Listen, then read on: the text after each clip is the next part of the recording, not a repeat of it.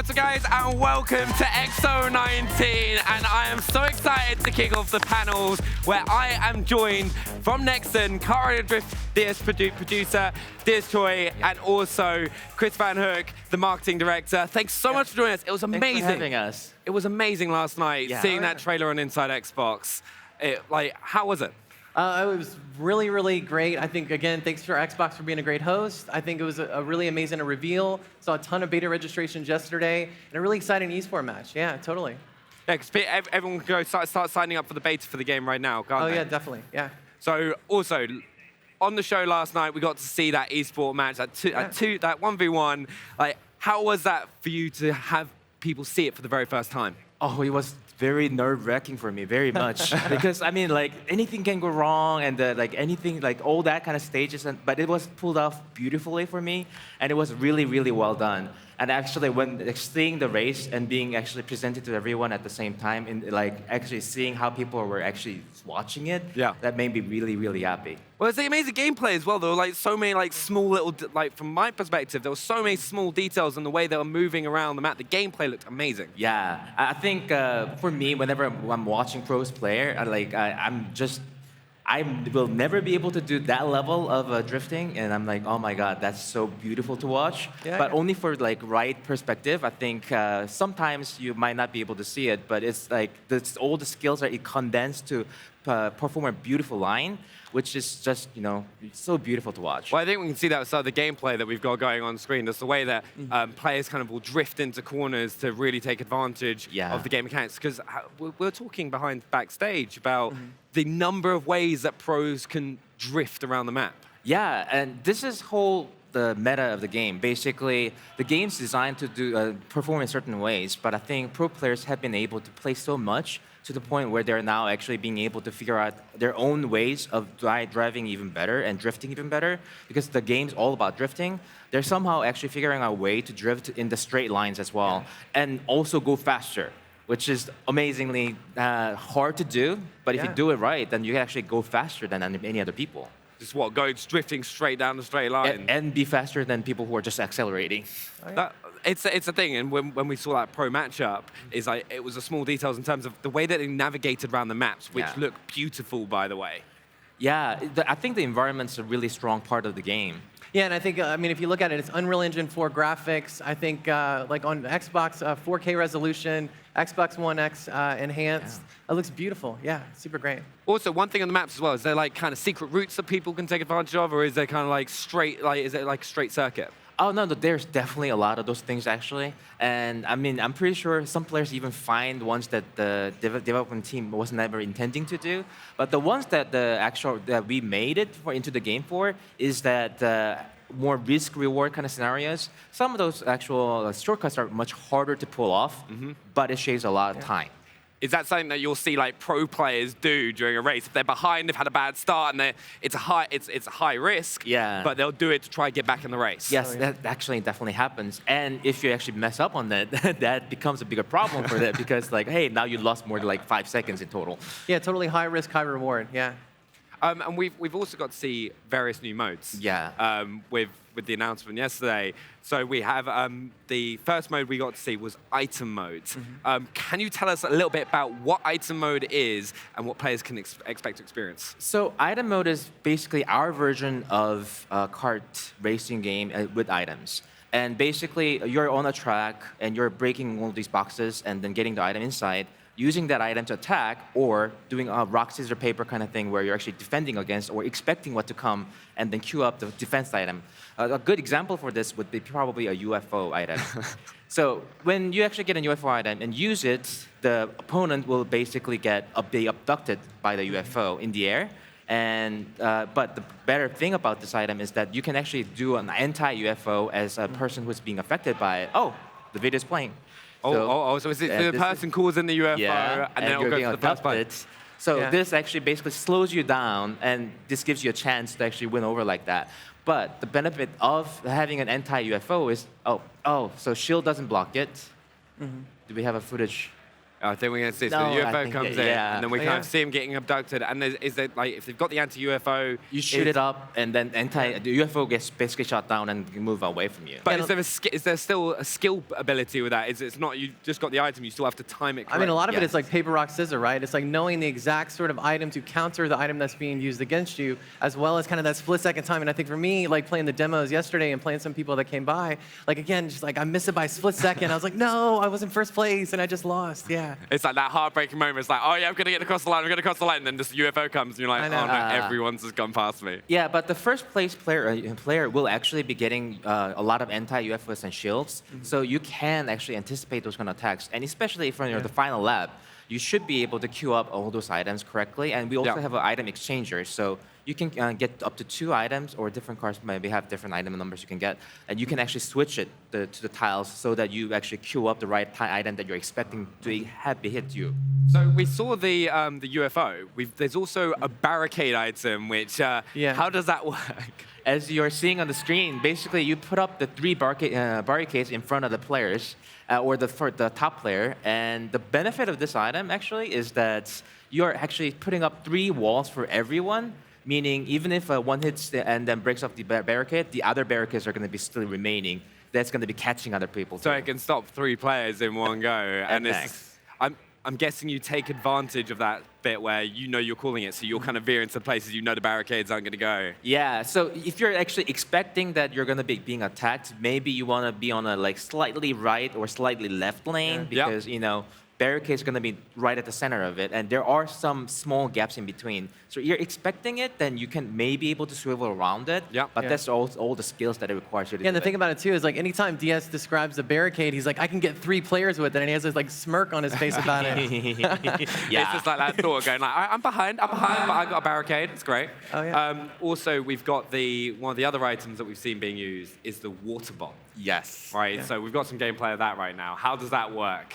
Basically, you throw a bomb to a certain distance in front of you, and the better part of it is that basically this actually captures the area. This is AoE. So unlike other attacks where it actually gives you the being attacked queue, this one doesn't have a queue because literally it's bomb coming at you within a 1 second time. Yeah. And so if you're really good at it, you might be able to get a whole group of people at that right moment so that you can actually basically overthrow them really easily from that. And that's what we saw yesterday on one of the demos. Is like basically there was someone that was in 4th place, right near the finish line. Perfect ice bomb, went from 4th to 1st in a matter of seconds. Yeah. Yeah. And that's the most satisfying thing when it happens to you and you're like the person that's just done it and you go past everyone and you're like, yes. Yeah. And then suddenly you Yeah, see for the other 3, they're just like, what's just happened? I know. Yeah, and I mean, there are ways to escape it. Yeah, if you actually tilt your joystick really fast, that means you're going to be able to escape it a little faster.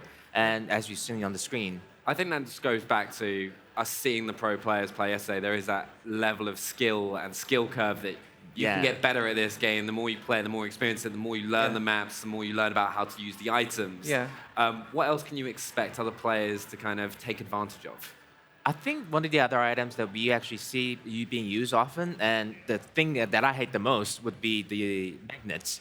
Because magnets are something that doesn't actually affect me, but if being used against me, I'm just being used. Basically, I'm being used as a pole to slingshot in front of me, and I have nothing I can do other than like queue up some attack items maybe to actually get you again. Yeah, no, and Chris, what is your least favorite item as well? So, Choi's is the magnet. What do you really, what's the least one? I mean, I think again the barricades, because I think for me it's like split-second timing to get the right sort of little niche through there, and I think again it's like split-second timing to get through there, and there's really a lot of skill. Yeah. No, and how do you expect players to kind of use their items? They have multiple items and they use them. Do you see them like kind of stocking them up or like for certain areas, or do you kind of like just throw them at will? I think if you're better at it, you would definitely stock up more items, just 2 Yeah. items, and like maybe I'll always keep 2, and then right before I'm breaking another box, I'll Yeah. be using that so that I'm freeing up, so that I'm seeing my chances with it. But I mean, I've had chances where basically like 4 items came all at me, and I was able to defend 2, and then also got a next shield right after that, so I was able to like defend up to 3 items. At least I still got hit by 4th, but at least I was able to defend a lot of it to make sure that I was still actually going to come out closer to winning right at the end of the match. That's amazing. Also, so that was item mode. Yeah. We also have the more competitive mode, which is speed mode. Can you tell us about that? Yeah, so speed mode is all about boosters, and the booster item exists in the item mode as well. It's just that in this speed mode, the only item that's available is booster, and the way you earn it is drifting more. Basically, if you're driving slowly or just driving, you do get the booster gauge filled up. But when you're drifting, it fills up much faster. And what it actually happens is that you're actually getting that booster item and that you can use at any point that you want. It goes back to as well, like those pros, like just drifting in straight lines and just kind of getting like going fast and just accelerating. Yeah. Then they're getting boost as well. Yeah, I mean, the main difference here is that people don't think, or general people might not think that you're supposed to be drifting while boosting. And that's, I think, the biggest difference between the pro players and the regular players is that basically pro players are able to be drifting almost every single moment Yep. so that you'll be getting all the booster items so that you're going to be constantly boosting throughout the full match. Yeah, and on the original game, I mean, the thing is, there's so many different drift techniques, and same thing for this KartRider drift as well. I mean, not only sort of that one drift technique is basically what's the right one for that track, what's the right one for that turn, that moment. Yeah, there's a lot of skill, here. Yeah. Yeah. And I've also got to say, the amount of customization in this game is unbelievable and has a big has a big impact as well. Can you tell us about the customization in the game? Yeah, I mean, we have a lot of options to basically personalize to no end. We have characters that you can choose, basically characters of the options and choices, but each characters have different skins that you can apply to them. And those levels of skins that you can apply are going to be a lot of them. You're seeing some of them right now on the screen.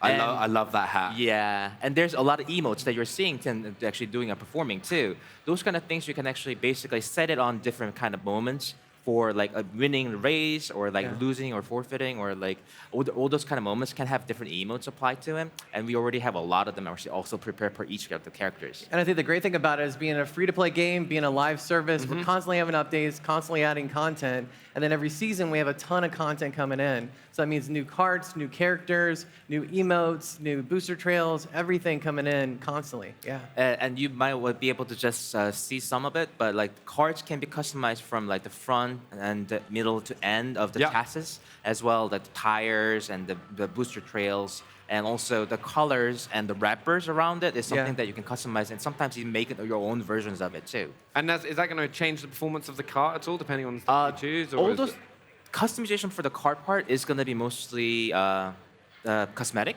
Yep. But the carts themselves, the generic stats of each cart are going to be all of the carts. Ah. So those are the ones that are the game changers a little bit here and there.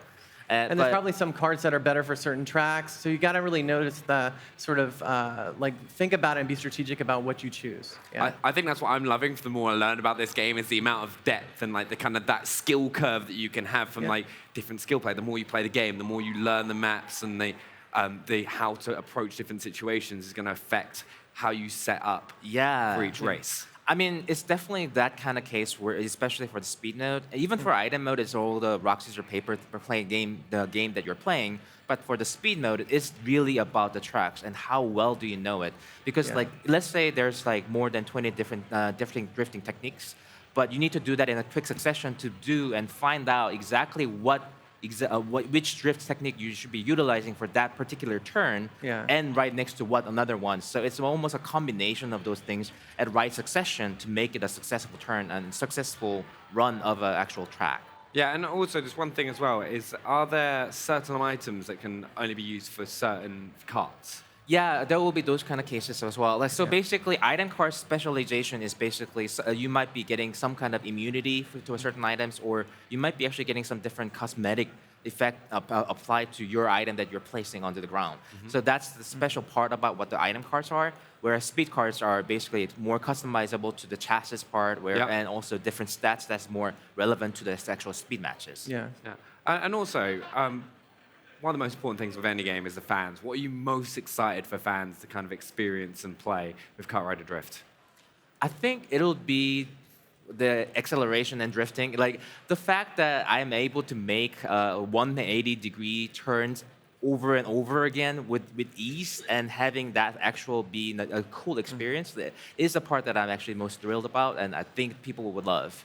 And it just feels, and the game has much faster speed than most of the other like racing or kart racing genre games. So I think that's where it really feels like it's a speedy racing game. Rather, it's not just a arcade easy game for any people. Yeah, and for me, like I think the history of the game. I mean, the game has been around. The franchise has been around for 15 years, 350 million global players, huge esport overseas. I'm really excited to bring this to console because again, I mean, the game's free to play. Anybody can pick up and play. You know, no platform barriers. So you can play with your global buddies from console to PC. I think it's super exciting. You know, and we're really excited to bring it to Xbox. And it's free to play.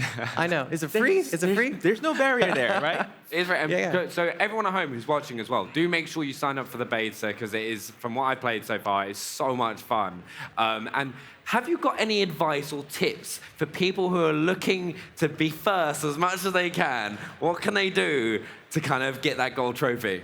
So, a lot of people might not know about this part at the very starting of the game, but if you actually throttle right at the second when it hits 0 and say go, you actually get a small boost. So it's almost like, oh, you're going to be on the first place if you're the only one knowing the line. Yeah. The fact is that most of the people will know, though, by that time. So do you just do it as soon as it hits 0? Yes. Yeah. Okay. Right at the moment you're supposed to start, just do it right at that time, then you're actually going to get a small boost. And also, even on each of the drifts, basically by the time exactly when the drift ends, you have about 0.5 seconds to actually release your throttle and then put it again, and to get another small boost. Those two combined, basically, you're seeing that right now. That if you're drifting and boosts. So straight away, so if you get time around the corner perfectly, you can just get a boost and get ahead of your opponent. And then use a big boost, and then drift it again, and then boost another, and then big boost. It's like chaining your items together as well, just Exactly. kind of using them. Have you got one last thing that you would like to say to fans to kind of about KartRider Drift to get them excited and make them go sign up for that beta? Sign up for beta. Sign up for the beta, go and experience it for yourself. Yeah, it's super fun. Yeah, no, I'm really buzzing for it. I'd just like to say a big thank you as well for coming here and speaking to us through it. And once again, do go sign up to that beta. It's, as we've learned, it's absolutely free. You can go do it. So big thank you, Choi and Chris, for speaking to us. But yeah, there we go. That is the first of our panels here at X019. Once again, go sign up for that beta, and we will see you very shortly for another panel. So thank you. Thank you very Thanks a much. lot. Thank you very much. Yeah. Bye.